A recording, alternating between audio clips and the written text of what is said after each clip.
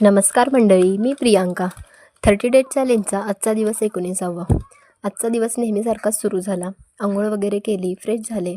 त्यानंतर जी काही छोटी मोठी घरातील कामं होती ती आवरली. काल आभाळ आलं होतं, पण आज कडक ऊन होतं, सो ज्वारी उन्हामध्ये वाळत टाकायची होती, ती टाकून घेतली. त्यानंतर घरात एक लग्न आहे उद्या, त्याचीच थोडी तयारी केली. कोणती साडी नेसू हा प्रश्न बहुतेक प्रत्येक महिलेला कायमचाच पडतो. कपाट तर भरलेलं असतं, पण नेमकी एक ठरवायची म्हणलं की थोडं कन्फ्युजनच होतं. आणि सगळ्यात मोठी गोष्ट म्हणजे ही साडी आधी घातली तर नाही ना आपण. एवढा सगळा विचार करून शेवटी एक साडी मी फायनल केली. तासभर विचार करून झाल्यावर मग भूक लागली, त्यामुळे पोहे बनवले, ते खाऊन घेतले.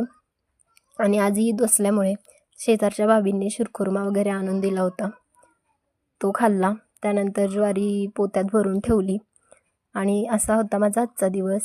आजचा व्लॉग इथेच संपवते. उद्या पुन्हा भेटू नवीन व्लॉगमध्ये. तोपर्यंत बाय.